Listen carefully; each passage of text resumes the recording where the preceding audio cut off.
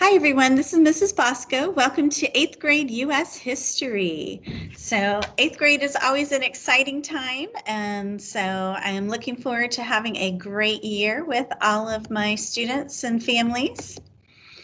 Here's my contact information in case you ever need to get a hold of me. jlbosco@volusia.k12.fl.us. We also have a class Instagram page as well as a class remind code. So you just put the code in and text that to 81010. I encourage students as well as parents to subscribe to both, and that way everyone knows what's going on. I like to put up there if tests are coming up or projects or maybe homework reminders. So I try to get in contact with everybody within 24 hours of an email. So if you will, just shoot me an email if you have a question, and I would be more than happy to answer it. Class rules, 8th grade, 8th graders are so awesome. We just have to remind them of some of the basics sometimes. Being in STEM, usually the kids are not tardy, but sometimes that does happen. And so it's just those basic rules like raising your hand and being prepared when you come to class. And my number one rule, though, is to be respectful to all. Supplies, what do you need for this class?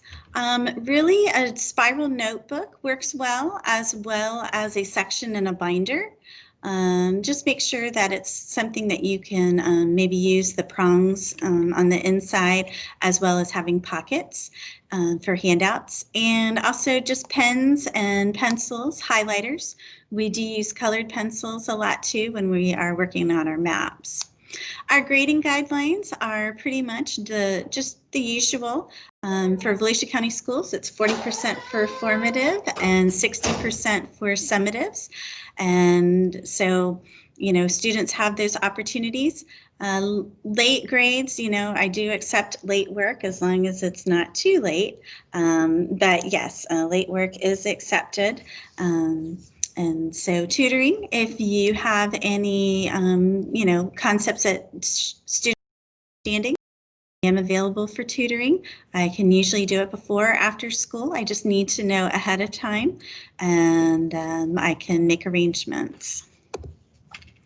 So what's it like really to be an 8th grader at DeLand Middle School? Well, this year, with COVID, it's very interesting.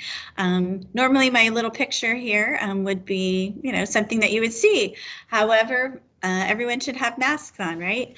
But really with homework, we look at homework probably 2 to 3 nights a week in here, and tests and projects probably every 2 to 3 weeks. It depends on the content. Sometimes some chapters are longer than others.